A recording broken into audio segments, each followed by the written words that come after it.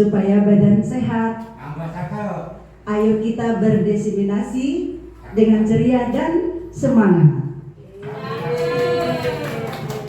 Assalamualaikum warahmatullahi wabarakatuh.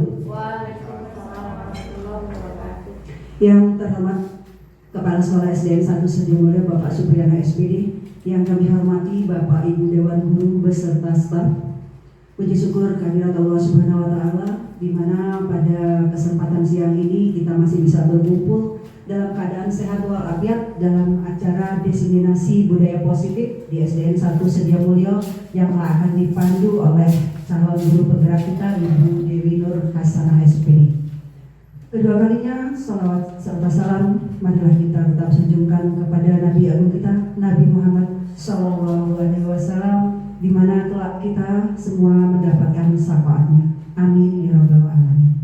Diseminasi budaya positif di SDN 1 Sediamulyo dengan susunan acara sebagai berikut. 1. Pembukaan. 2. Menyanyikan lagu Indonesia Raya.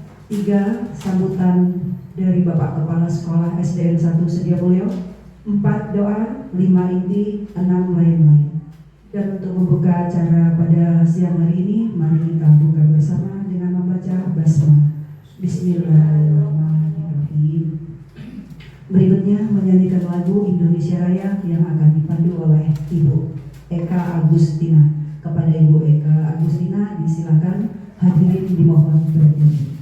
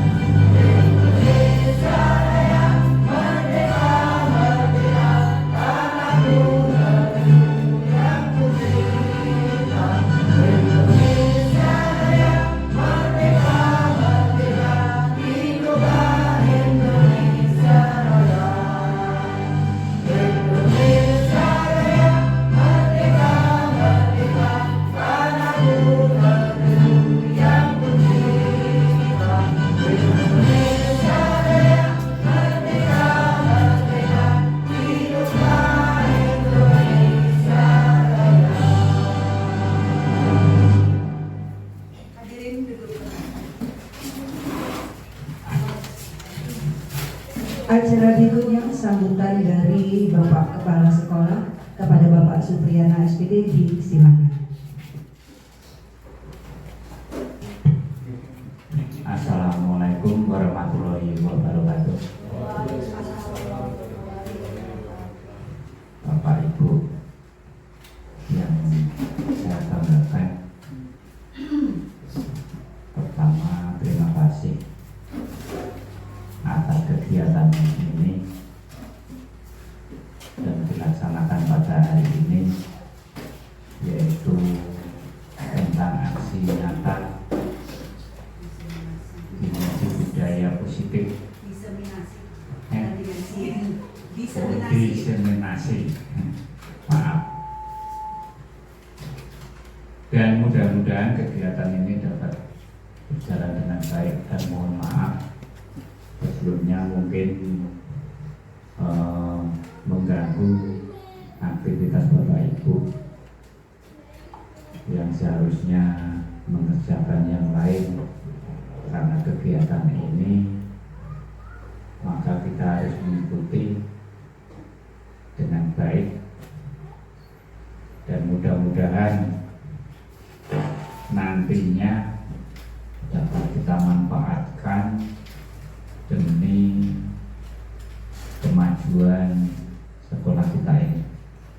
terima kasih kepada Bu Dewi yang telah mengadakan acara pembebasan ini. Mudah-mudahan untuk teman-teman yang lain dapat mengikuti jejak-jejak yang baik, jejak-jejak positif, menjadi guru penggerak nantinya. Dan saya harapkan kepada Bapak Ibu semuanya untuk mengikuti dengan baik, dan nantinya tidak hanya mengikuti Pak Bu, bisa dipraktekkan. Kalau hanya mengikuti saja mungkin kurang bermanfaat.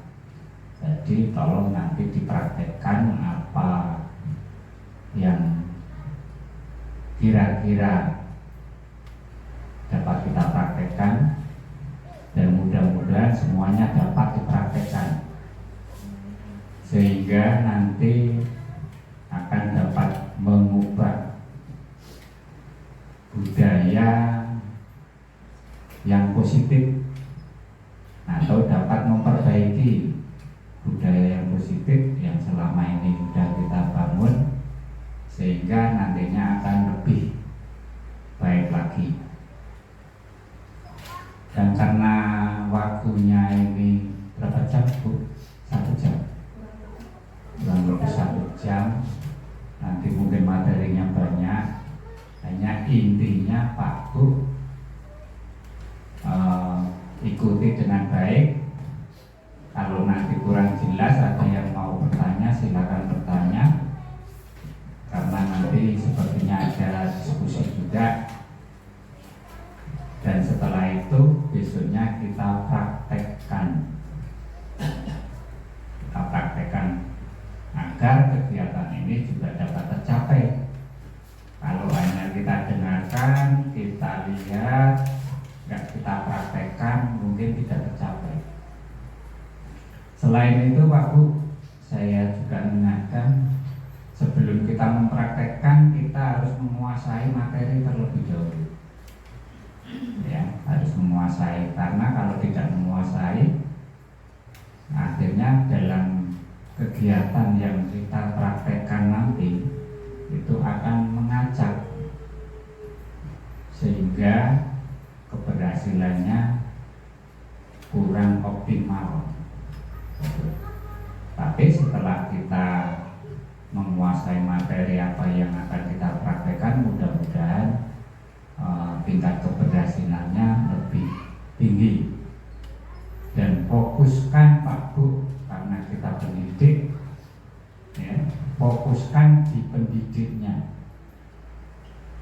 Nah, apakah yang lain tidak perlu fokus? Ya sama saja, yang lain perlu, cuman yang utamanya kita tugasnya adalah mendidik, mengajar, membimbing, dan membina.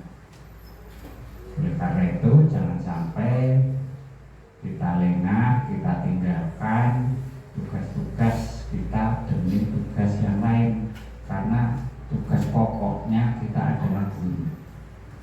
Sehingga nantinya Bapak Ibu akan menjadi guru yang hebat. Dan alhamdulillah, terima kasih kepada Bapak Ibu. Untuk Bapak Ibu ini termasuk guru hebat, karena sudah banyak sekali upaya-upaya yang kita lakukan, baik melalui workshop, melalui pelatihan, kemudian melalui kegiatan kombel, baik kombel sekolah maupun kombel antar sekolah. Dan terima kasih, mudah-mudahan semua itu dapat berjalan dengan baik dan nanti dapat kita praktekkan sehingga dapat maksimal keberhasilan daripada kegiatan kita sehari-hari. Tidak panjang lebar, ada kurang lebihnya mohon maaf.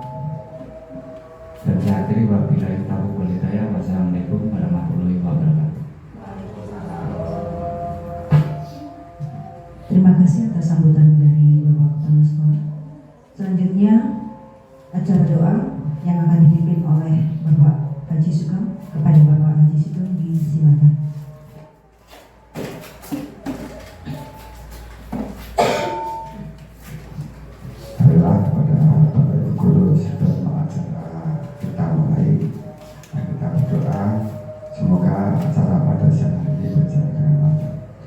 A'udzubillahi minasyaitonirrajim.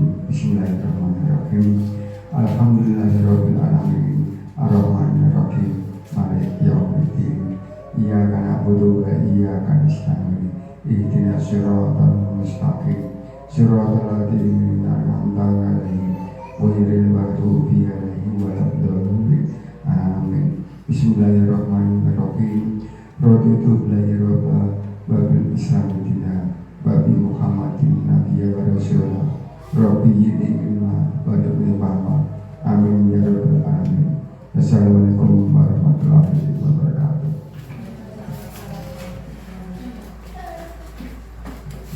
Terima kasih. Selanjutnya yaitu inti yang akan dipandu oleh Ibu Dewi Nur Hasanah. Kepada Ibu Dewi Nur Hasanah disilakan.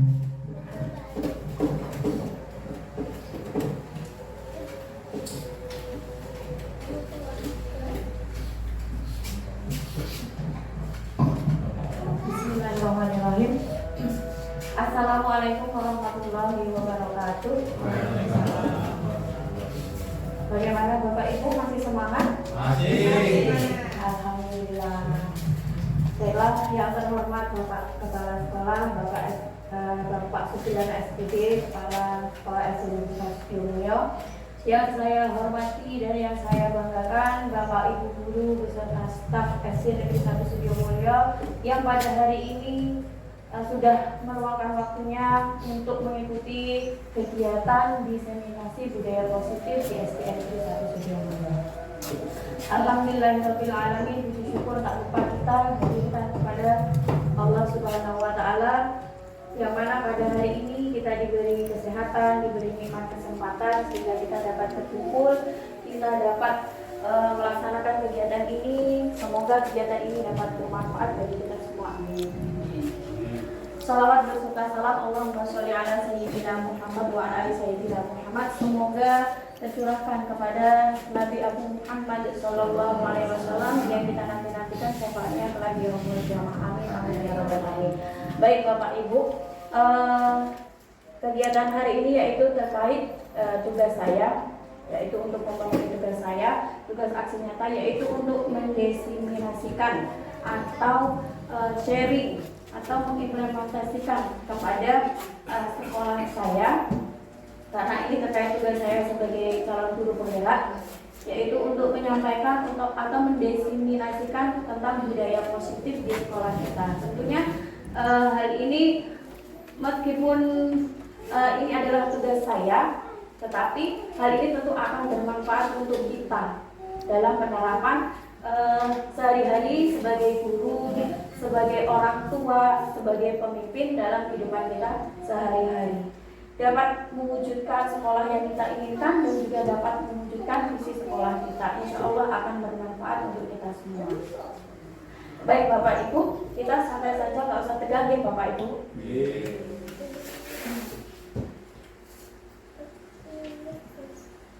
Nah, baik Bapak Ibu, sebelum kita mulai forum ini, alangkah baiknya kita buat kesepakatan untuk forum diseminasi. Di sini saya beri contoh seperti menghargai siapapun, menjadi pendengar yang baik. Mungkin dari Bapak Ibu semuanya ada usulan untuk kesepakatan forum kita hari ini. Monggo Pak Bu jika ada. Tidak mencela pendapat orang lain. Baik, tidak mencela pendapat orang lain. Bagaimana Bapak Ibu yang lain setuju? Ya, betul. Ya, setuju. Ada lagi? Pak Bu? Cukup? Perlu bekerja sama. Perlu bekerja sama. Baik. Ada lagi nggak Bapak Ibu? Kalau tidak ada, namun kita cukupkan. 4 tadi cukup kita sepakati bersama. Jadi yang pertama menghargai siapapun, yang kedua menjadi pendengar yang baik, yang ketiga berarti menghargai orang yang berbicara. Sampai selesai baru nanti kita berpendapat. Yang ketiga tadi bekerja sama. Sepakat Bapak Ibu? Sepakat. Baiklah, selanjutnya Bapak Ibu, apakah Bapak Ibu setuju bila pemberian hukuman dapat mendisiplinkan murid? Setuju mboten Bapak Ibu? Setuju. Setuju. Gak apa-apa Bapak Ibu dijawab saja. Jadi ini seperti pertanyaan tematik. Nanti kita akan menemukan jawabannya setelah kita mengikuti proses kegiatan hari ini. Jadi ini seperti pertanyaan tematik. Kalau bahwasanya, apakah Bapak Ibu setuju pemberian hukuman dapat mendisiplinkan murid? Setuju. Yang kedua, pemberian hadiah meningkatkan prestasi murid? Setuju. Setuju. Baik. Yang ketiga, guru harus mampu memberikan solusi untuk setiap murid yang bermasalah. Guru berperan sebagai teman bagi murid. Baik. Berarti setuju semua kan Bapak Ibu? Ya. Baik. Ada Pak? Boleh. Ada yang tidak setuju? Oh baik, ada Pak Supri berpendapat bahwa pemberian hukuman belum tentu dapat mendisiplinkan murid. Oke, tidak apa-apa, perbedaan itu ya memang ada ya. Nah, nanti kita akan menemukan jawabannya setelah kita mempelajari materi-materi yang akan kita pelajari hari ini. Apa itu budaya positif? Budaya positif itu merupakan perwujudan dari nilai-nilai atau keyakinan universal yang diterapkan di sekolah. Mungkin Bapak Ibu tidak asing ya dengan nilai-nilai atau keyakinan universal. Karena, oh ya sebelumnya Bapak Ibu ada yang tahu nilai-nilai atau keyakinan universal? Belum. Nilai-nilai secara umum. Belum Pak? Pasti. Ya, mungkin secara perkataan nilai-nilai atau keyakinan universal mungkin kita baru mendengar hari ini. Tapi pada dasarnya kita sudah tahu apa itu nilai universal. Karena sekolah-sekolah sekarang ini harus meyakini nilai-nilai ada 6 nilai yang terkandung dalam profil pelajar Pancasila. Itulah nilai-nilai universal yang perlu diwujudkan dan diterapkan di sekolah-sekolah untuk saat ini. Baik, kita lanjutkan nih Bapak Ibu. Seorang guru yang baik harus memiliki kemampuan dalam mewujudkan budaya positif di sekolah. Budaya positif tersebut dapat dijalankan dengan menerapkan konsep-konsep inti.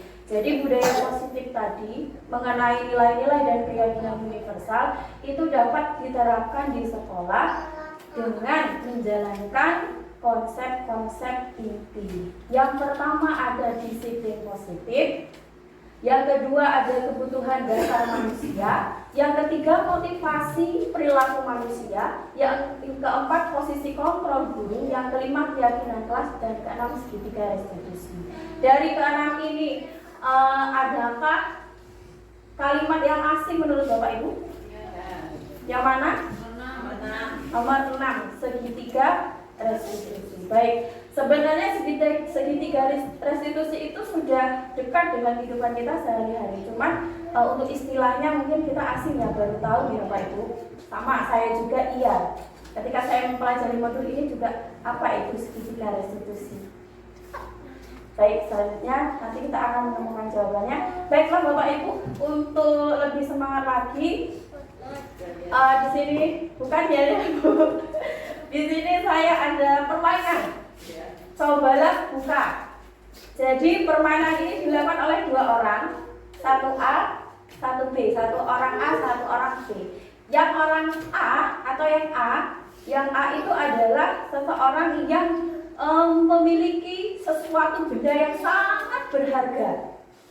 Bapak Ibu boleh menentukan nanti dengan berpasangan dengan teman semejanya? Boleh ya Bapak Ibu?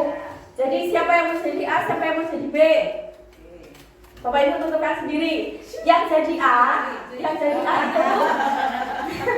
yang jadi A ya menggenggam erat sesuatu yang dianggapnya penting, sangat penting, itu genggamlah seerat mungkin. Yang jadi B ya bukan. Bukalah genggaman tersebut. Mau pakai rayuan mau boleh, mau pakai geritikan juga boleh, mau paksaan, ancaman pun juga boleh. Boleh. Ya. Jadi yang A berusaha menggenggam. Kalau ini berharga ya bagaimana caranya? Kalau memang mau dilepaskan ya monggo, kalau tidak ya berarti bagaimana caranya digenggam. Silakan Bapak Ibu. Saya hitung sampai 3, siapa yang jadi A, siapa yang jadi B. Ayo yang jadi A silahkan genggam tangannya saling berhadapan Bapak. Pak Warno dan Pak Supri. Pak Warno genggam. Ayo Pak. Kita mulai ya. Yang boleh jadi boleh dirayu.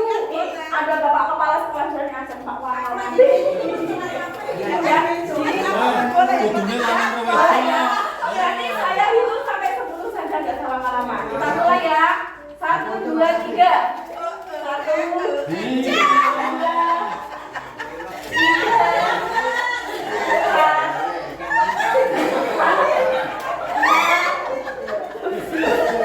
8,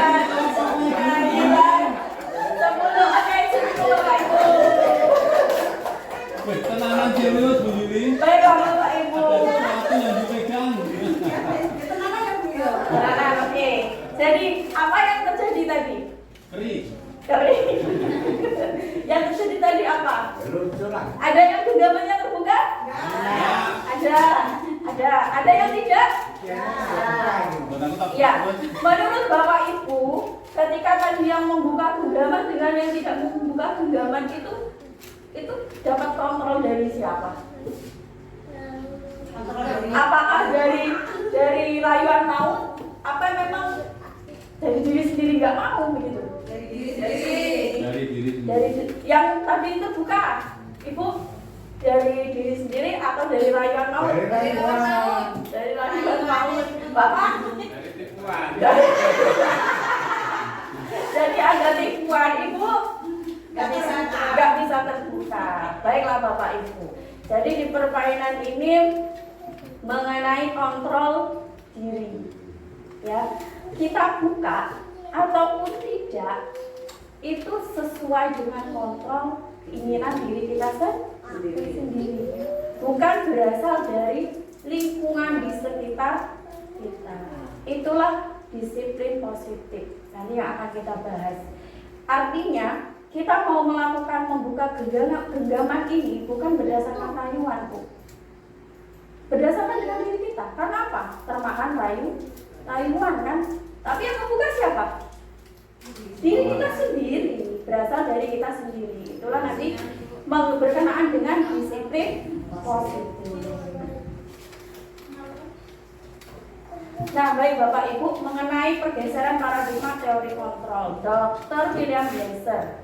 Nah, di sini ada ilusi atau miskonsepsi bahwasanya guru itu mengontrol murid. Apakah iya, Bapak Ibu? Ya.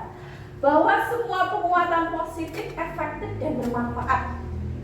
Apakah benar semua penguatan positif itu efektif dan bermanfaat? Ya. Bahwa kritik dan membuat orang merasa bersalah dapat menguatkan karakter? Bahwa orang dewasa memiliki hak untuk memaksa? Tidak. Baik Bapak Ibu, ini adalah miskonsepsi mengenai teori kontrol.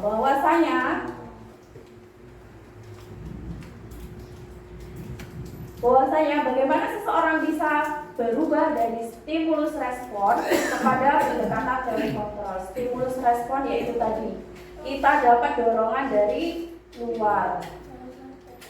Ada stimulus dari teori stimulus ke pendekatan teori kontrol. Yang pertama, realitas kebutuhan kita sama. Apakah itu benar? Tidak. Yang benar adalah realitas kebutuhan kita berbeda. Kemudian semua orang melihat hal yang sama. Apakah iya semua orang melihat hal yang sama? Tidak. Yang benar adalah setiap orang memiliki gambaran berbeda. Selanjutnya, kita mencoba mengubah orang agar berpandangan sama dengan kita. Apakah kita bisa mengubah orang itu untuk berpandangan sama dengan kita? Tidak. Yang benar itu kita berusaha memahami pandangan orang lain tentang dunia. Perilaku buruk dilihat sebagai suatu kesalahan. Apakah benar orang yang melakukan perilaku buruk dilihat sebagai suatu kesalahan? Iya.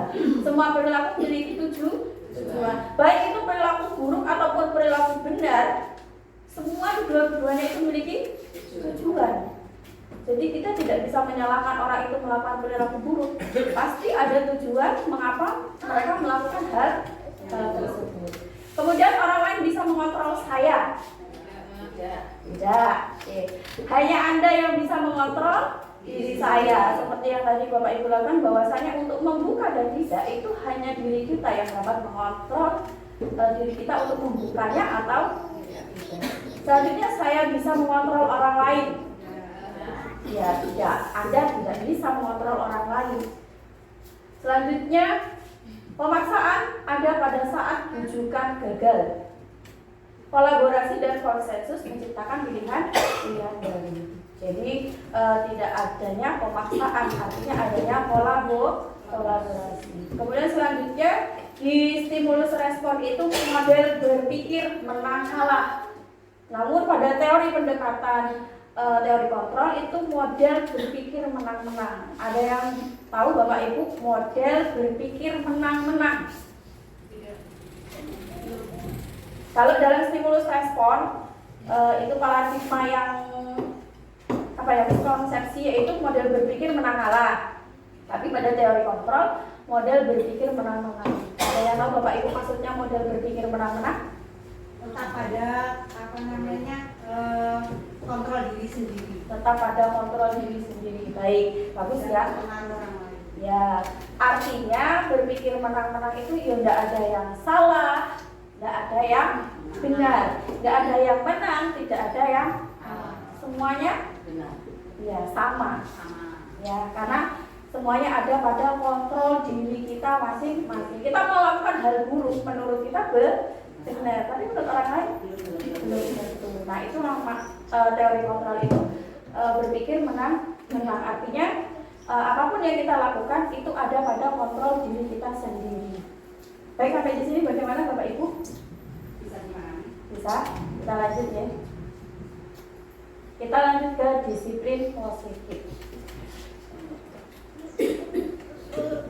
Baik Bapak Ibu, kalau mendengar kata disiplin, apa yang ada di pikiran Bapak Ibu? Tepat waktu, tertib, apa Pak? Konsekuensi sportif, aturan, peraturan. Tanggung jawab. Ya baik, disiplin positif merupakan suatu cara penerapan disiplin yang mengajarkan anak bertanggung jawab dan menumbuhkan kesadaran diri berdasarkan nilai-nilai kebajikan. Nilai-nilai kebajikan yaitu nilai-nilai universal yang sudah terbungkus rapi dalam profil pelajar Pancasila. Disiplin positif lebih ke arah disiplin diri yang dapat mengontrol diri dalam melakukan segala tindakan. Jadi disiplin positif itu disiplin diri. Jadi diri kita nanti yang dapat mengontrol kita mau melakukan itu atau tidak. Contoh pada anak mau melakukan piket atau tidak itu tergantung dari kontrol diri mereka masing-masing. Disiplin diri dapat membuat murid memahami dan menyadari berdasarkan motivasi internal.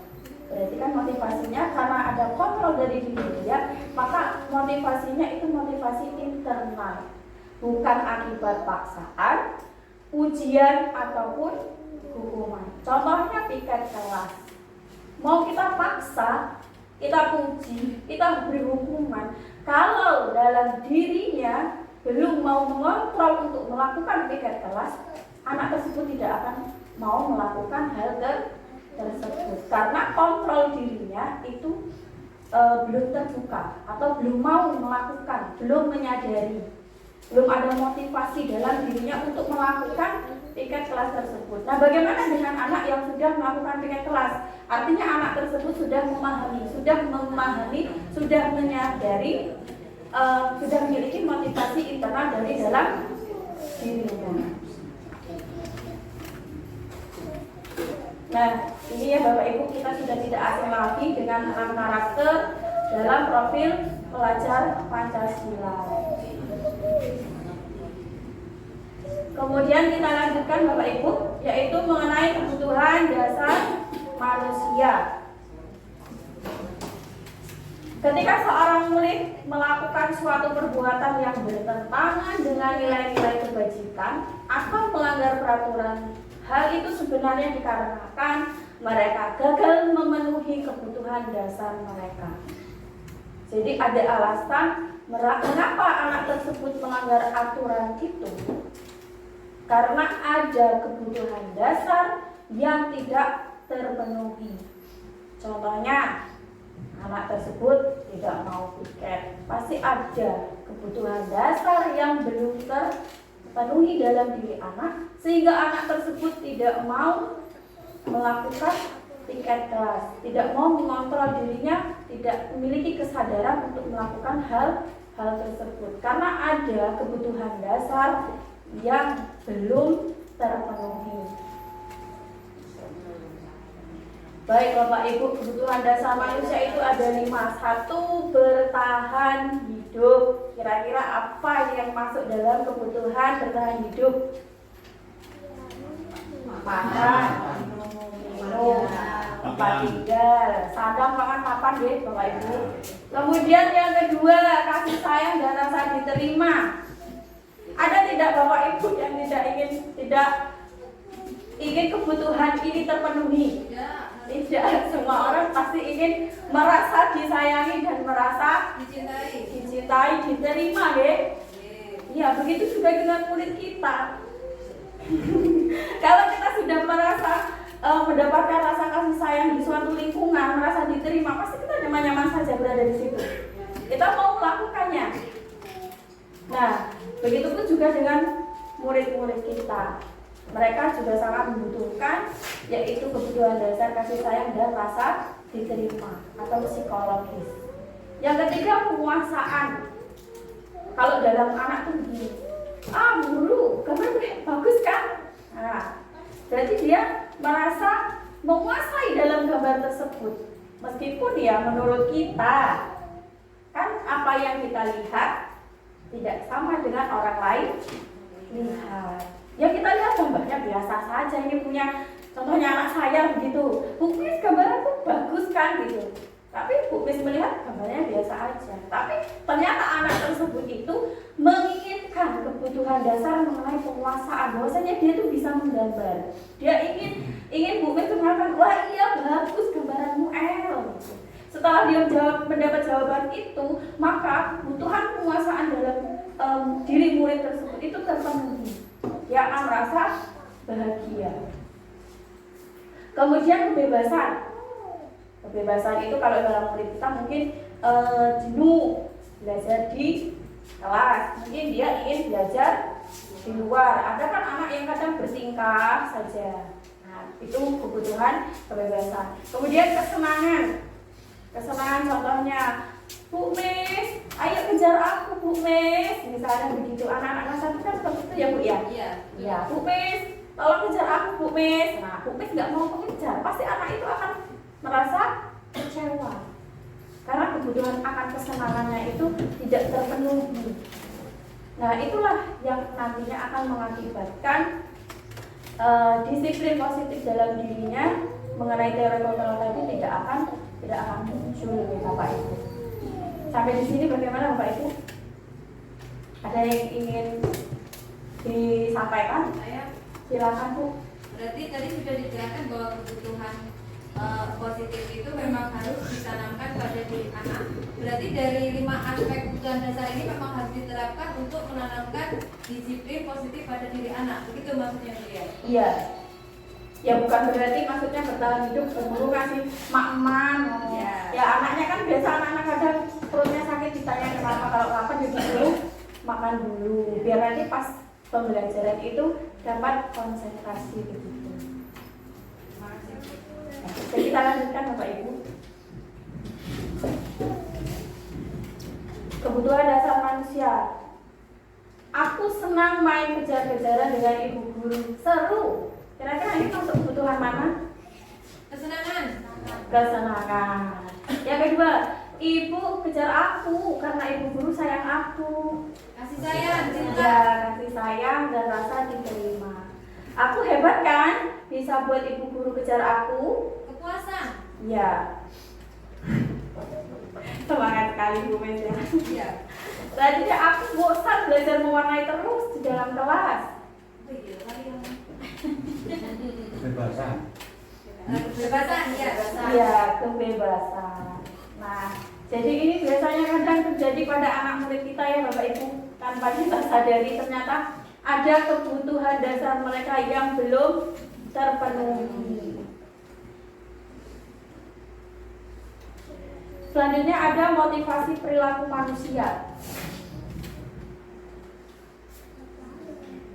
Nah, ada 3 motivasi perilaku manusia. Yang pertama, untuk menghindari ketidaknyamanan atau hukuman. Ini kira-kira motivasi dari mana Bapak Ibu? Untuk menghindari ketidaknyamanan atau hukuman.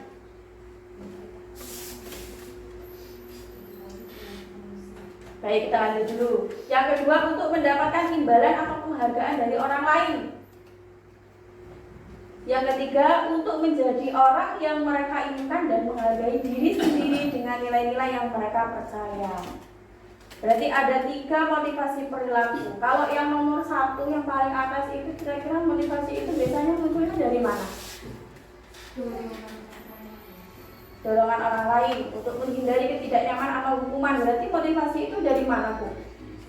Dari diri sendiri atau dari lingkungan? Dari lingkungan. Yang kedua, untuk mendapatkan imbalan atau penghargaan dari orang lain. Diri sendiri atau orang lain? Baik, untuk menjadi orang yang mereka inginkan dan menghargai diri sendiri dengan nilai-nilai yang mereka percaya.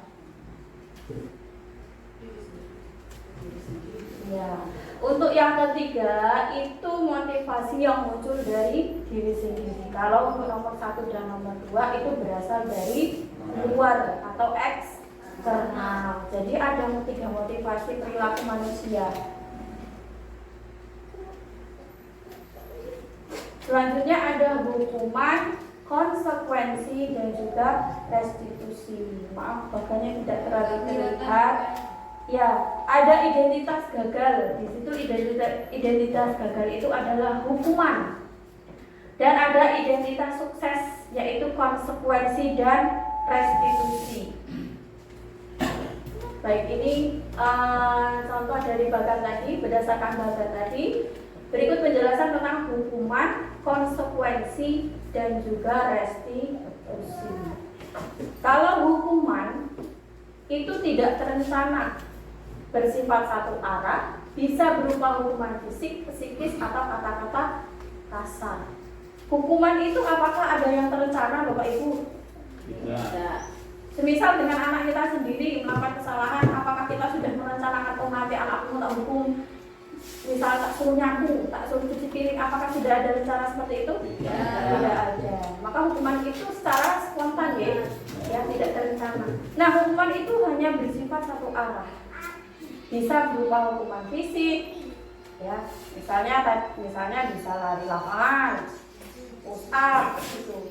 Psikis, ya, masuk ke jiwa, atau kata-kata kasar. Kemudian konsekuensi. Nah, untuk hukuman ini masuk pada identitas gagal, Bapak Ibu. Jadi identitas anak nanti ketika kita memberikan hukuman, identitasnya akan menjadi gagal. Selanjutnya ada konsekuensi. Kalau konsekuensi ini dan restitusi masuk pada identitas sukses. Konsekuensi ini bersifat terencana, sudah disepakati, bentuk-bentuk konsekuensi dibuat oleh pihak guru atau sekolah. Contohnya misalnya dalam pembuatan keyakinan kelas. Ada konsekuensinya, ya.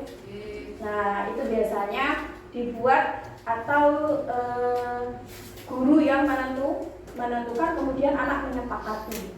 Selanjutnya ada restitusi, adalah proses menciptakan kondisi bagi murid untuk memperbaiki kesalahan mereka sehingga mereka bisa kembali pada kelompok mereka dengan karakter yang lebih kuat. Jadi dari ketiga ini, menurut pembelajaran yang sudah saya lakukan dan juga dari Bapak instruktur yang sudah memberikan penjelasan bahwasanya baik hukuman, konsekuensi ataupun restitusi itu bisa saja kita lakukan. Tidak ada yang salah. Hanya pada hukuman itu memang identitas anak nanti akan menjadi gagal. Dalam artian kita boleh menggunakan hukuman, tapi tidak dengan semua kasus. Jika memang sudah dengan konsekuensi, dengan restitusi, sudah dicoba berkali-kali mungkin masih seperti itu, boleh saja sesekali. Tapi kita kan bisa melihat kondisinya. Kemudian konsekuensi dan juga restitusi. Jadi tidak semua kasus juga harus menggunakan restitusi atau konsekuensi. Nanti kita akan belajar lebih lanjut Bapak Ibu. Jadi memang restitusi itu memang sangat ideal untuk dilakukan dalam pemecahan masalah siswa. Tapi tidak semua masalah dapat kita selesaikan dengan restitusi. Mungkin cukup dengan konsekuensi dari keyakinan kelas yang dilanggar, cukup dengan konsekuensi anak tersebut sudah bisa mengontrol dirinya kembali, berarti sudah cukup, tidak perlu ke restitusi. Nanti kita akan lanjut ke restitusi ya Bapak Ibu.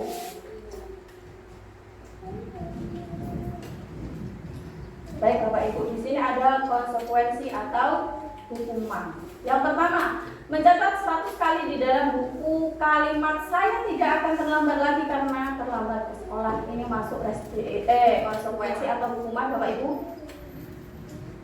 Mencatat 100 kali di dalam buku kalimat saya tidak akan terlambat lagi. Hukuman. Hukuman atau konsekuensi? Konsekuensi. Iya, konsekuensi. Yang kedua, lari mengelilingi lapangan basket 2 kali karena terlambat hadir di sekolah. Ya, hukuman.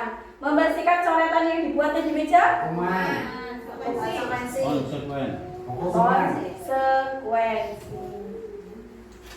Konsekuensi Pak. Murid diminta untuk push up 15 kali karena tidak menggunakan masker. Hukuman. Berdiri di depan kelas sambil mengangkat satu kaki. Hukuman Pak. Membersihkan WC kantor bersama pensil. Hukuman. Lari keliling lapangan karena terlambat 10 menit saat pelajaran PJOK. Konsekuensi Bu, karena di pelajaran PJOK, kalau pelajaran kita matematika suruh lari, itu baru hukuman. Baik Bapak Ibu, mengenai konsekuensi dan hukuman sudah bisa dipahami? Apa kata-kata yang sering kita ucapkan ya masalah Iya. hukuman itu kalau kita lihat dari deskripsinya atau penjelasannya tentang hukuman tadi itu artinya murid itu gagal ya. Tapi kita sering kita katakan hukuman yang mengedukasi itu berarti salah ya kata-kata itu. Artinya Iya. dalam kalimat itu kalau terhadap anak apabila kita memberikan hukuman itu jadi kita mengatakannya konsekuensinya misalnya anak-anak ribut. Jika ribut saat belajar maka konsekuensinya begini gitu ya. Iya. Jadi kalau hukuman namanya hukuman mengedukasi itu berarti enggak lagi Tidak ada. menambahkan. Tidak Tidak. ada ya. Ya. Nah, jadi di awal tadi yang dikatakan Bu Dewi tadi tentang apa tadi ya hukuman tadi setuju atau enggak? Maksud kami yang dikatakan hukuman itu hukuman yang mengedukasi, bukannya hukuman yang psikis anak. Di situ tadi Bu Dewi. Iya, mungkin kalimatnya bukan hukuman. Nah, berarti Kalimatnya berarti konsekuensi. Nah, itu jadi salah miskonsepsi. Iya, miskonsepsi tadi. Ya kan Bapak Ibu tadi ada yang menjawab ya di awal. Ini masuk hukuman atau ini? Setuju nggak? Setuju nggak? Misalnya. Masalahnya yang dimaksud hukuman di situ terhadap anak adalah konsekuensi. Iya. Itu bukan menghukum anak cuci apa bersihkan WC, Iya. lari keliling itu kan hukuman. Waktu itu tidak ada yang namanya lari suruh lari yang membuat salah itu tidak hukuman edukasi itu bukan itu. Tetap hukuman. Iya. Maksudnya kami tadi itu hukuman itu yang mengedukasi.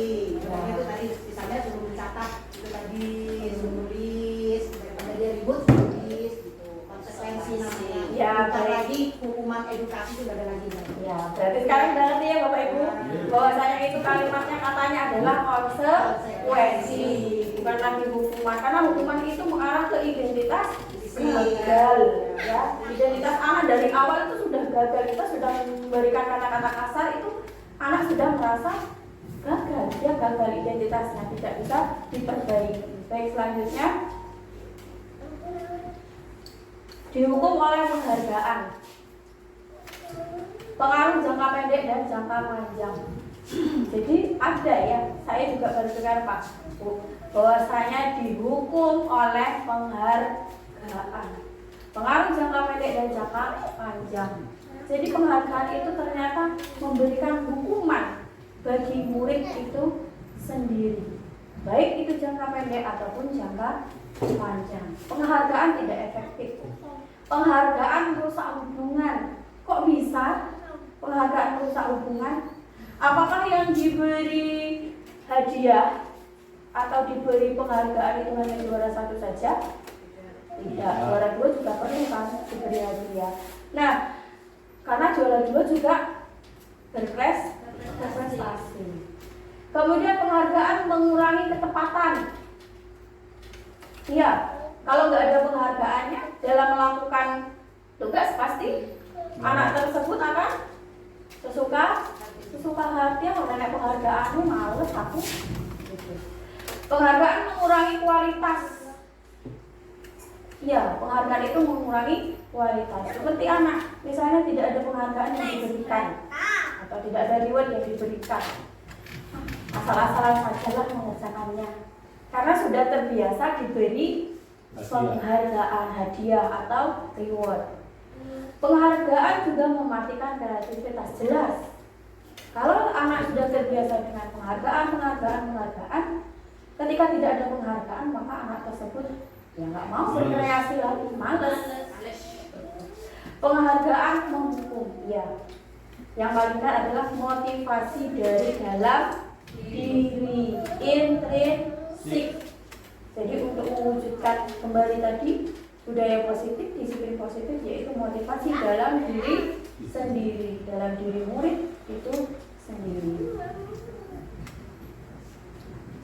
Baik Bapak Ibu, sepertinya sudah agak siang, agak panas.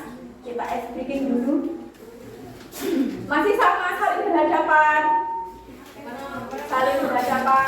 Maka Pak Sugeng, Mas Afif, Pak Dopri, kalian Pak Warno, biar gak kantuk. Boleh mau berdiri boleh, duduk boleh. Saling berhadapan. Ya berdiri Bu, biar gak kecil Pak. Boleh berdiri, boleh duduk. Nah, breakingnya mudah. Sekarang Bapak saling berhadapan dengan temannya, sudah. Sekarang pandangilah mata yang ada di depannya. Sudah Pak? Masuk ke sekali. Baik, bagaimana Bapak Ibu? Ada yang tidak tertawa? Tertawa semua, oke. Kalau gitu sudah tertawa. Kan bisa berkaca. Iya, kita bisa berkaca. Hanya dengan memandang tempat sebelahnya saja kita sudah memberi hal yang positif, aura positif. Baik, kita bisa lanjutkan Bapak Ibu. Selanjutnya ada 5 posisi kontrol guru. 5 posisi kontrol guru. Yang pertama ada sebagai penghukum, pembuat merasa bersalah, teman, pemantau, manajer. Sekarang saya meminta Bapak Ibu boleh menuliskan di buku atau boleh menyimpan di dalam hati. Kira-kira posisi kontrol guru sebagai apa yang sudah Bapak Ibu lakukan sekarang? Teman.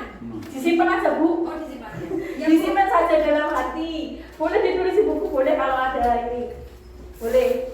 Ya posisi apapun itu sesuai apa yang diyakini Bapak Ibu, apa yang sudah Bapak Ibu lakukan selama ini. Posisi kontrol apa? Baik, sudah belum Bapak Ibu? Ya. Sudah. Kita lanjutkan ya. Nah, berikut contoh video posisi kontrol guru. Kita akan menyaksikan tayangan.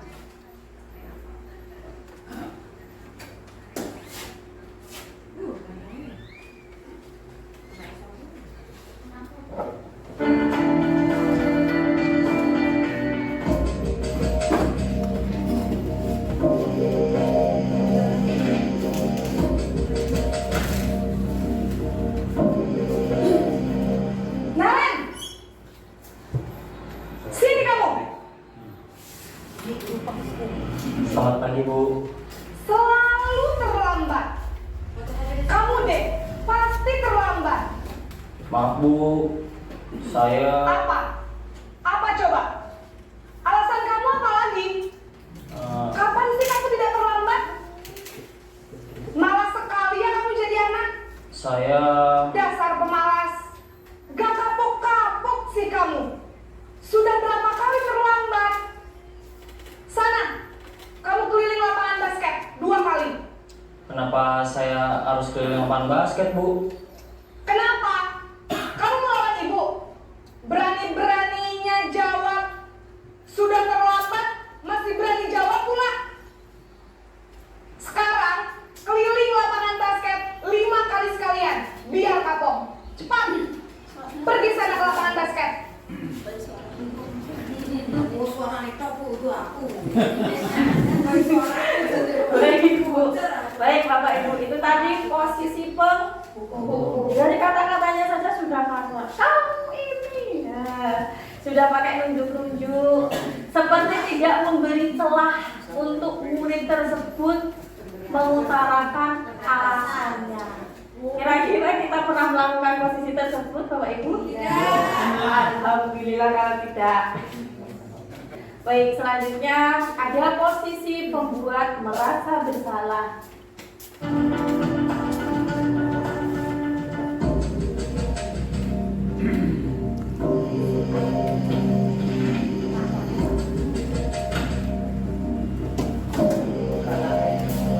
Naren!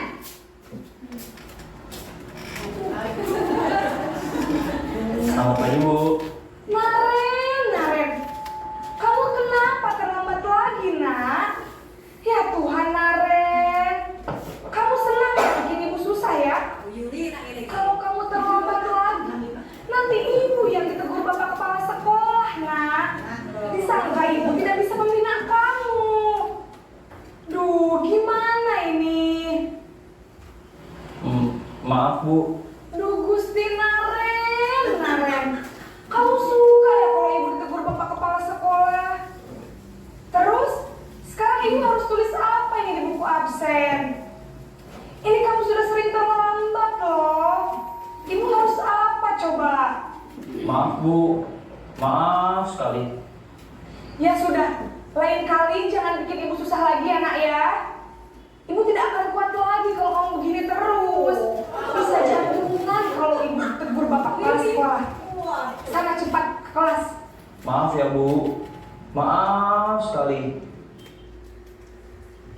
Baik Bapak Ibu, itu tadi posisi pembuat merasa bersalah.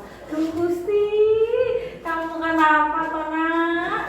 Kok terlambat lagi? Jadi dari pengucapan kata-katanya itu sudah agak lembut. Dari yang posisi penghukum tadi, kalau penghukum itu kasar, menghardik, menunjuk-nunjuk.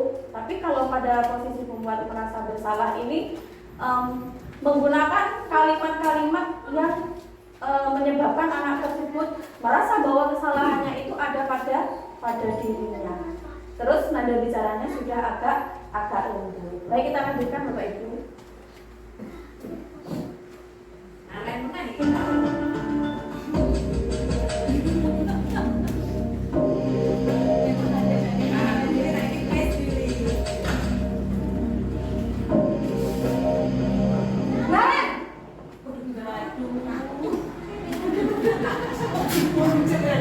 Selamat pagi Bu. Wah, sudah jam berapa ini nak? Terlambat lagi ya sayang. Iya Bu, habis ibu saya belum membangunkan saya Bu. Kamu malah menyalahkan ibu kamu. Kamu bukannya anak yang larinya paling kencang. Kok terlambat sih? Iya Bu, saya memang terlambat bangun tadi. Jadi biarpun saya lari kencang, tetap gak kekejar Bu. Ya sudah sana. Nanti lain kali larinya lebih kencang lagi ya. Biar gak terlambat lagi. Bikin senang ibu. Demi ibu. Bisa kan? Bisa lah Bu. Ya sudah sana masuk kelas. Ibu beresin urusan absen kamu. Kamu ini ada-ada saja. Baik, itu posisi teman. Nada bicaranya ya seperti dengan temannya. kamu ini ada-ada saja. Segen. Baik, posisi yang selanjutnya.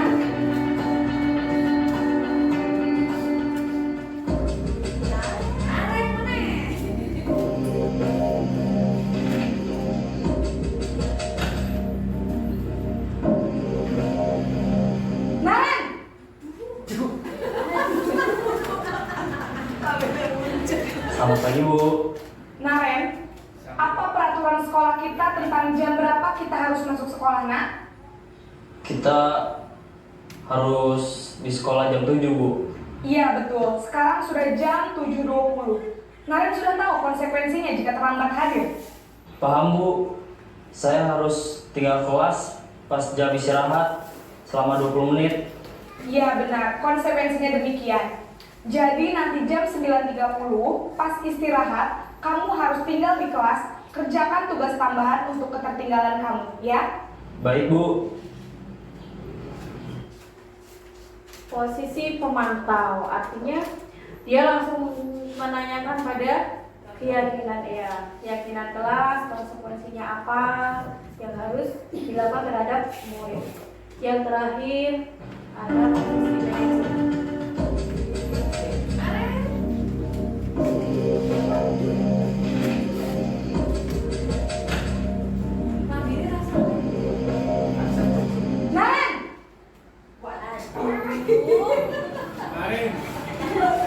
Selamat pagi Bu.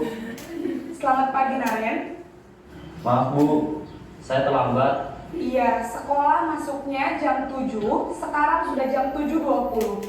Jadi sekarang bagaimana ini, Naren? Maaf Bu, saya lupa setel alarm saya semalam. Baiklah, menurut kamu, keyakinan sekolah yang mana yang perlu kamu tingkatkan? Menghargai diri sendiri dan orang lain mungkin ya Bu. Setuju. Jadi, apakah Naren meyakini prinsip saling menghormati tersebut? Iya Bu, saya meyakininya. Apakah Naren bersedia memperbaiki masalah keterlambatan ini? Bersedia Bu. Bagaimana kamu akan perbaiki masalah keterlambatan ini? Saya akan coba untuk tidak lupa menyetel alarm saya Bu. Baik, kalau Naren lupa menyetel alarm di rumah, ada orang yang kira-kira bisa bantu mengingatkan tidak? Ada Bu, kakak saya, Kak Emma. Ada lagi selain Kak Emma? Selain Kak Emma, ada ibu saya. Baik, jadi yang mengingatkan Naren adalah Kak Emma dan ibu kamu ya?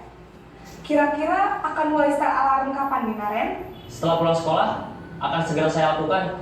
Baik, jadi Naren akan setel alarm untuk bangun besok pagi dan akan diingatkan oleh kakak dan ibunda Naren ya. Ada lagi yang mungkin perlu dilakukan, Naren? Agar tidak terlambat bangun lagi. Tidak ada Bu. Baik, Naren. Terima kasih untuk kerjasama kamu. Sekarang kamu perlu kembali ke kelas untuk belajar. Baik Bu, terima kasih. Bagus yang dari manajer.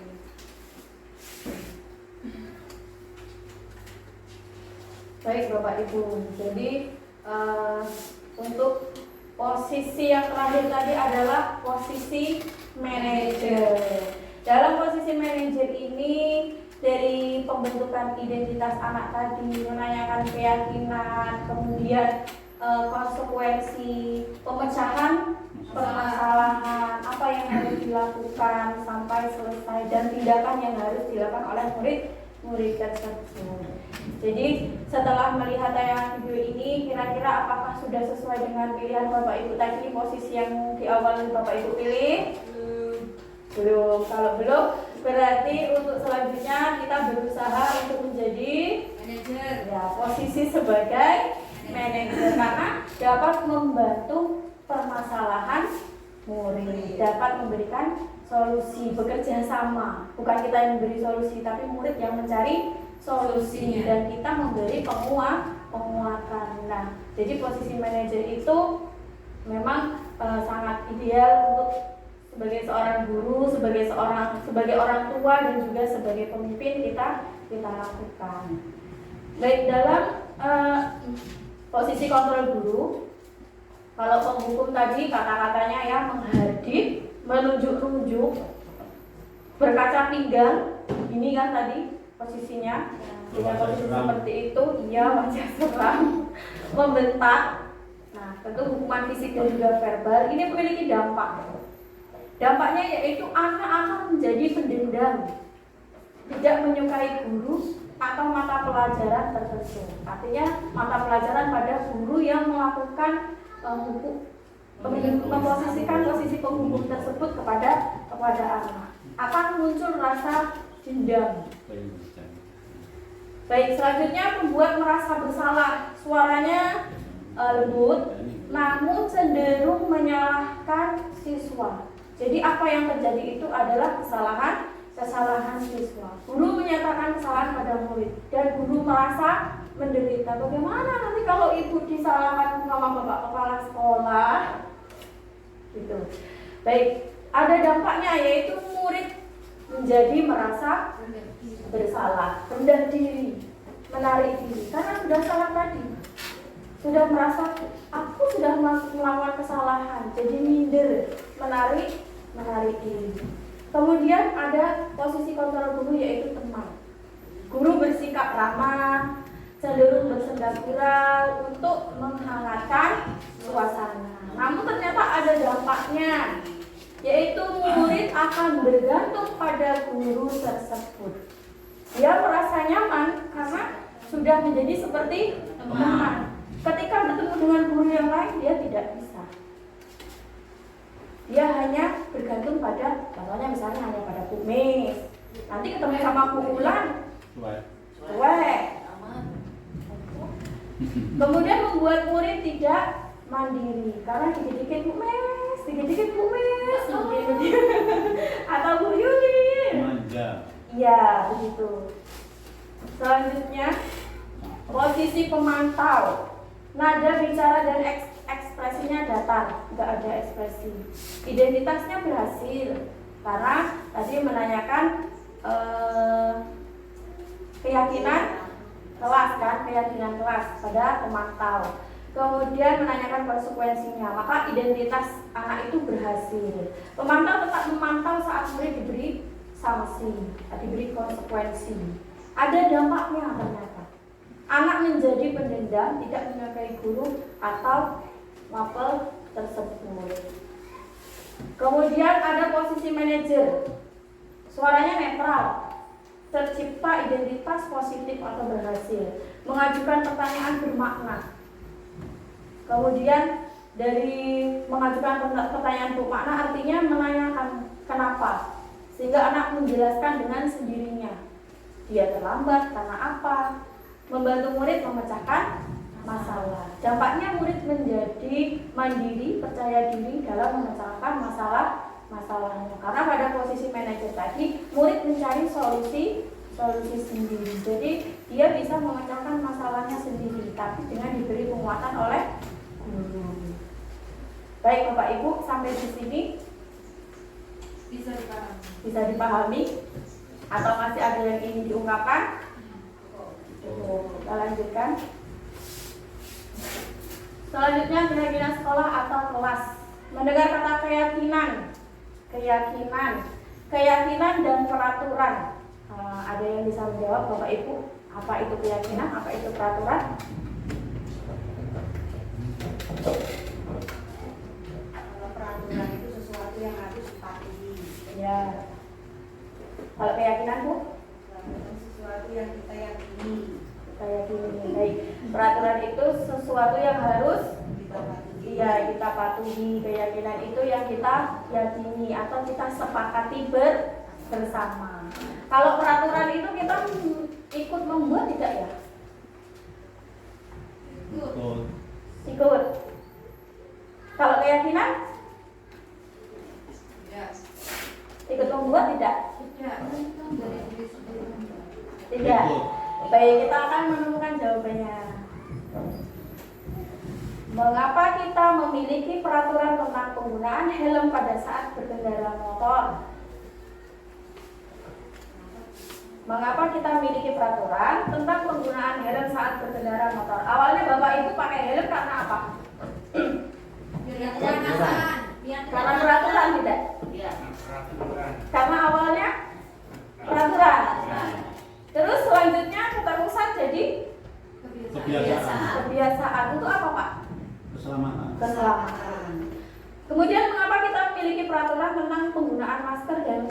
setelah melakukan kegiatan? Supaya terhindar dari penyakit. Ya, untuk kesehatan. Nah, peraturan. Jadi peraturan itu kita tidak ikut membuat. Contohnya penggunaan helm. Apakah kita ikut membuat peraturan penggunaan helm, Bapak Ibu? Tidak. Kita langsung Mengikuti. mengikuti, melaksanakan. Itu peraturan. Kemudian kalau keyakinan itu tentunya kita sepakati, kita yakini secara bersama-sama. Baik itu di kelas ataupun di sekolah. Sekolah itu kan punya peraturan. Alangkah baiknya nanti kita buat keyakinan sekolah. Jadi diharapkan untuk baik itu keyakinan kelas ataupun keyakinan sekolah itu dibuat bersama-sama. Kalau keyakinan kelas dibuat bersama guru dan murid, kalau keyakinan sekolah dibuat oleh semua warga sekolah. Jadi untuk kedepannya mungkin Pak untuk keyakinan sekolah ya kalau bisa kita terapkan dibuat secara bersama.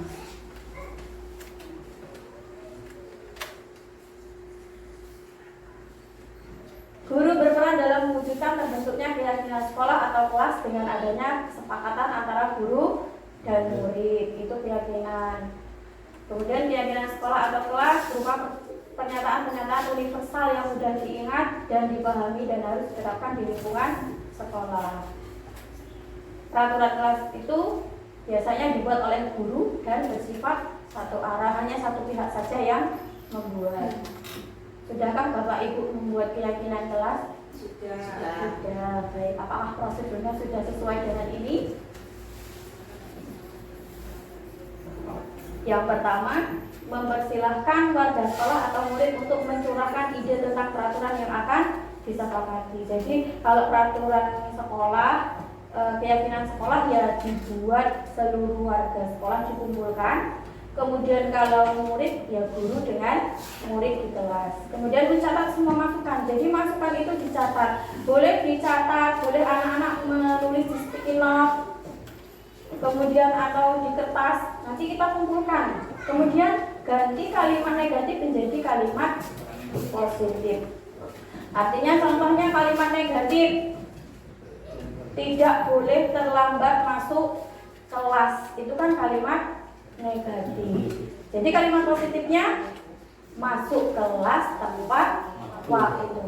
Tidak boleh membuang sampah sembarangan. Itu kalimat negatif. Kita ya Pak, buanglah sampah pada tempatnya. Jadi ganti menjadi kalimat yang positif. Setelah itu kita tinjau kembali curahan pendapat yang terkumpul. Kemudian kita susun. Kalau pendapat dari murid-murid kan berbeda-beda. Ada yang tentang kebersihan, ada yang tentang kerapian, ada yang tentang tepat waktu. Nah kita kumpulkan jadi satu. Kalau yang kebersihan, nanti kerapian, tepat waktu. Kemudian ditinjau ulang keyakinan kelas yang sudah tersusun. Alangkah baiknya 3 sampai maksimalnya 7 keyakinan saja. Minimalnya 3, maksimalnya 7. Kemudian meninjau dan menyetujui dengan menandatanganinya. Jadi dalam pembuatan keyakinan kelas itu ditandatangani seluruh. Iya. Kalau kelas ya guru beserta murid semua di kelas itu. Murid itu banyak, tidak apa-apa. Kalau tidak cukup nggak bisa tanda tangan, contoh kelas 1 tidak bisa tanda tangan untuk kelas sudah bisa cap jempol. Bisa di bawah diberi ruang untuk sebagai tanda tangan keyakinan kelas tersebut. Kemudian setelah itu keyakinan kelas ditempel di dinding kelas. Nempelnya jangan tinggi-tinggi Pak Bu. Alangkah baiknya di dekat pintu, anak lewat kan membaca, sering dibaca. Ditempel di tempat-tempat yang terjangkau, yang sering dijangkau oleh murid-murid kita. Bagaimana Bapak Ibu? Sampai di sini bisa dipahami, bisa diterapkan. Insya Allah kita terapkan sama-sama, gitu.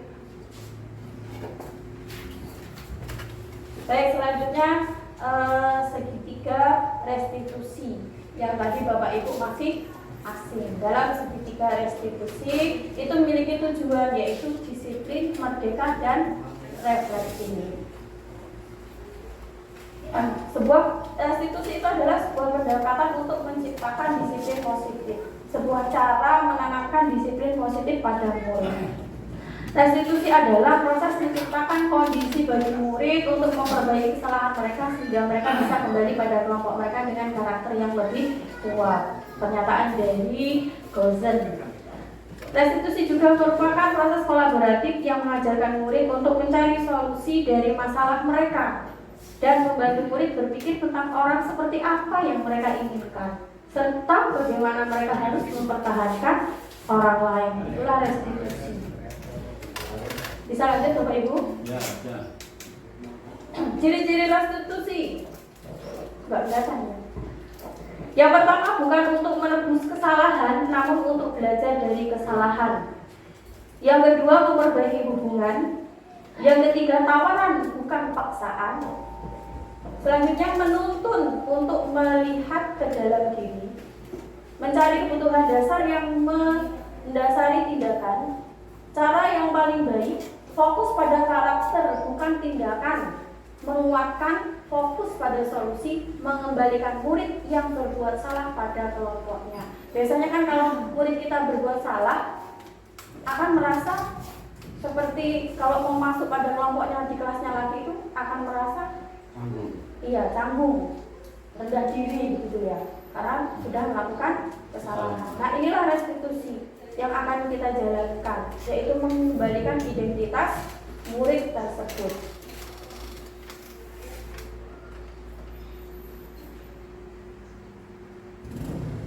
Segitiga restitusi. Segitiga restitusi merupakan proses dialog yang dilakukan guru atau orang tua agar dapat menghasilkan murid atau anak yang mandiri dan bertanggung jawab. Tahapan dalam segitiga restitusi ada 3. Yang pertama adalah menstabilkan identitas, kemudian validasi tindakan yang salah, kemudian menanyakan keyakinan. Menstabilkan identitas dilakukan berdasarkan prinsip bahwa membuat kesalahan adalah bagian dari proses pembelajaran yang nantinya akan menggeser identitas gagal ke arah identitas sukses. Tidak apa-apa melakukan kesalahan. Kita pun juga manusia itu tidak luput dari kesalahan. Nah seperti itu kira-kira Bapak Ibu untuk menstabilkan identitas salah anak identitas gagal tersebut ke identitas sukses. Selanjutnya validasi tindakan yang salah dilakukan berdasarkan prinsip bahwa setiap perilaku berupaya memenuhi suatu kebutuhan tertentu sehingga guru atau orang tua akan bergeser dari pemikiran stimulus respon menjadi proaktif serta akan lebih mengetahui dan mengetahui kebutuhan murid atau anak tersebut. Jadi kita validasi dari tindakan yang salah. Mengapa dia melakukan hal tersebut? Untuk apa? Selanjutnya ada menanyakan keyakinan. Dilakukan dengan memberi pertanyaan-pertanyaan bermakna kepada murid atau anak untuk memunculkan motivasi secara intrinsik sehingga mampu mengaitkan keyakinannya dengan tindakan yang salah. Jadi kita gali dengan memberikan pertanyaan-pertanyaan bermakna pada anak, mengapa dia bisa melakukan kesalahan itu dan mengaitkannya pada keyakinan yang ia yakini bersama-sama dengan teman-temannya. Baik, di sini contoh segitiga restitusi yang sudah saya praktekkan di modul 1.4 yaitu pada demonstrasi kontekstual.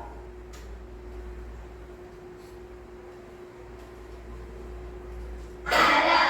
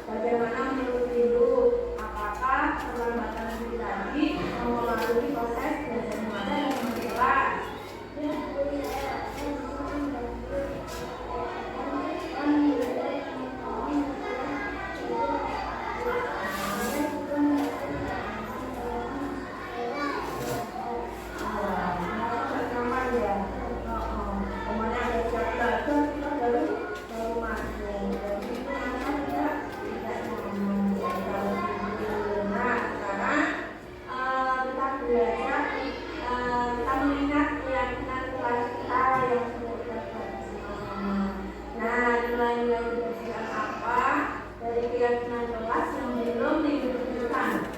Keyakinan kelas apa yang belum ditunjukkan? Ya, kelas tepat satu berarti nilainya isi. Jadi kita kesepakatan yang sudah kita bersama-sama. Jadi harus diapakan? Jelas makan dan konsisten lalu habiskan dari ibu sudah tahu dampak dari permasalahan ini tadi, bahwasanya ini tadi lambat ya sekolah ini tahu dampaknya bisa mengganggu proses pembelajaran dan juga mengganggu teman di kelas. Itu juga tidak aman, ya kan? Karena maksudnya lambat. Nah, lalu setelah itu kira-kira apa nih saran guru untuk bisa membantu supaya ini tidak terlambat.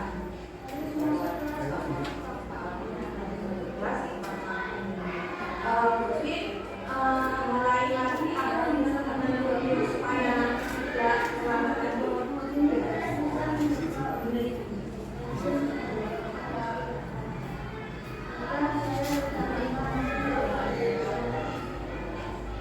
Bagus ya. Jadi lain kali nanti ibu harus langsung makanin ya supaya nanti buat pakai parut dan apa ya. Habis itu baru ya nanti tidak terlambat. Bagus ya. Jadi idenya itu bagus semua nanti dapat terlaksana. Nah, pentingnya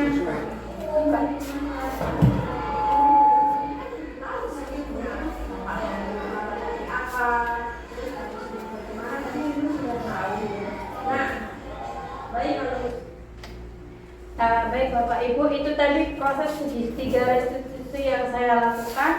Bahwasanya ternyata setelah melakukan segitiga restitusi ada kebutuhan dasar yang belum terpenuhi, yaitu lapa dulu.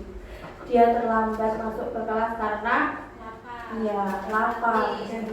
Pas mau masuk kebetulan baru makan sesuap belnya sudah berbunyi.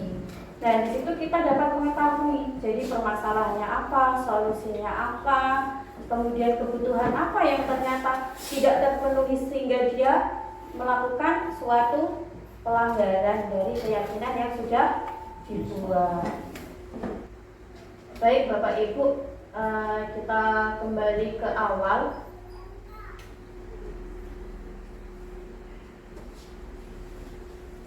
Dari pertanyaan pematik yang saya berikan, dari penyampaian materi yang sudah kita dengar bersama-sama,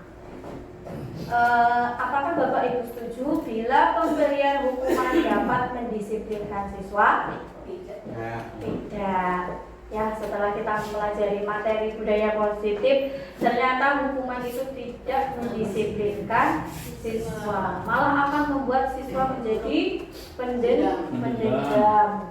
Selanjutnya, pemberian hadiah meningkatkan prestasi murid. Tidak. Iya, pemberian hadiah yang diberikan secara terus-menerus itu juga tidak akan meningkatkan prestasi murid, yaitu tadi apa? Iya, dihukum oleh penghargaan. Selanjutnya, guru harus mampu memberikan solusi untuk setiap murid yang bermasalah. Iya.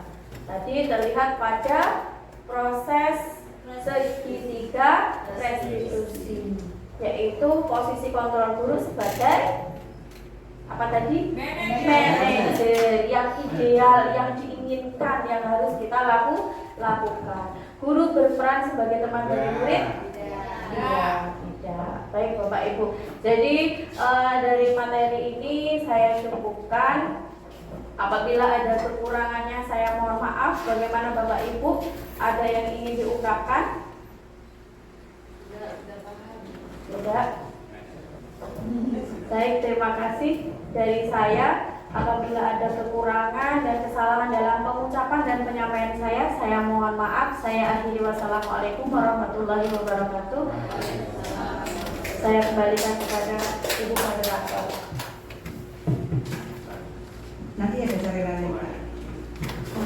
Baik, demikian tadi Bapak Ibu semua sosialisasi atau diseminasi dari Ibu Dewi Nur Hasanah tentang disiplin positif.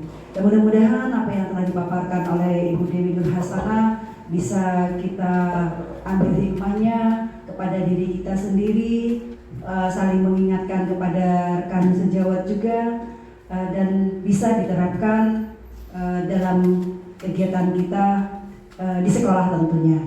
Dan untuk acara berikutnya itu lain-lain, mungkin untuk lain-lain ada sedikit diskusi, mungkin tanya jawab yang mungkin akan langsung dipandu oleh Bapak Kepala Sekolah. Silakan Bapak Supriyana. Terima kasih. Assalamualaikum warahmatullahi wabarakatuh. Bapak Ibu yang saya hormati, alhamdulillah puji syukur kita panjatkan kepada Allah Subhanahu wa taala yang senantiasa melimpahkan rahmat sebaik-baiknya pada kita semua sehingga terlaksana kegiatan ini. Dan mudah-mudahan kegiatan ini dapat bermanfaat bagi kita semua. Bapak Ibu, mungkin ada yang mau bertanya? Monggo. Cukup. Monggo. Jadi mungkin cuma misalnya penerapannya. Jadi penerapan untuk disiplin ini apakah sama dengan pembiasaan? Terima kasih. Penerapan disiplin apakah sama dengan pembiasaan, maksudnya di penerapannya? Enten boleh? Boleh. Baik, terima kasih Pak Sugeng. Penerapan disiplin ini apakah ada kaitannya dengan pembiasaan? Di sekolah kita kan sudah diterapkan pembiasaan yang baik. Tentunya hal tersebut untuk menciptakan budaya positif tersebut ya adanya pembiasaan yang baik tersebut. Seperti contohnya pembiasaan di sekolah kita kalau bertemu dengan warga sekolah, Bapak Ibu guru salim, ya menyapa. Itu sudah menjadi kebiasaan baik yang jika kita lakukan secara berkelanjutan itu akan menjadi sebuah fondasi sebagai budaya positif di sekolah kita. Terima kasih Pak Sugeng.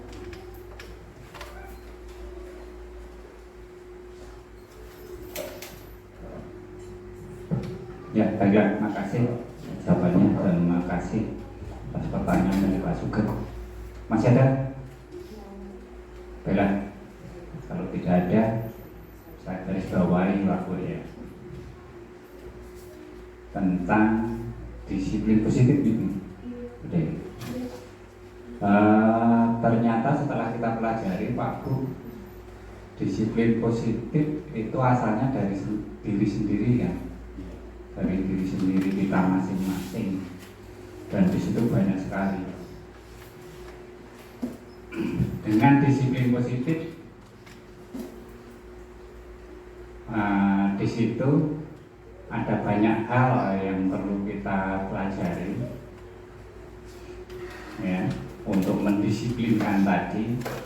Karena dari diri kita sendiri, maka kita harus mengontrol diri kita sendiri, mengontrol diri kita sendiri.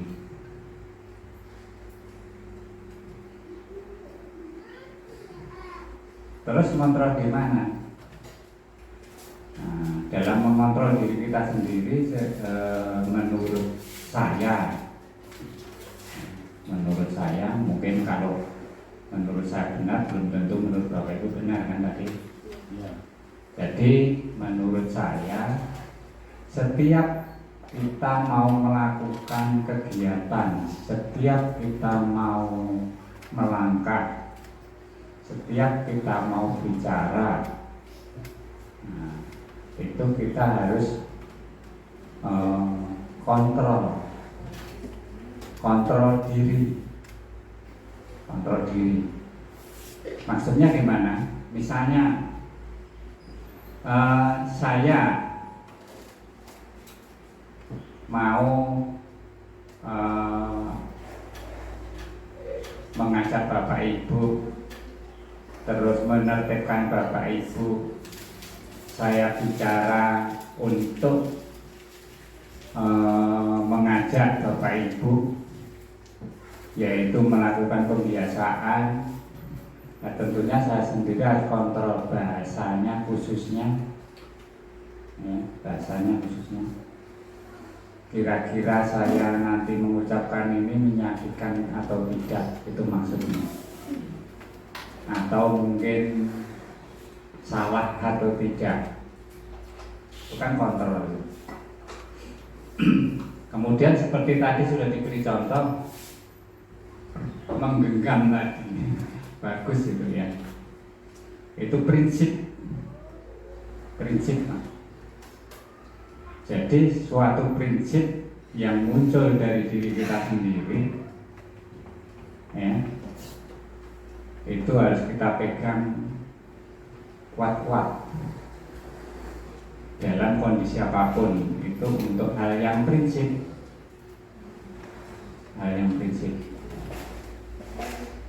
Contohnya, saya sebagai guru, saya punya prinsip harus mengajar, mendidik, membimbing, dan lain sebagainya.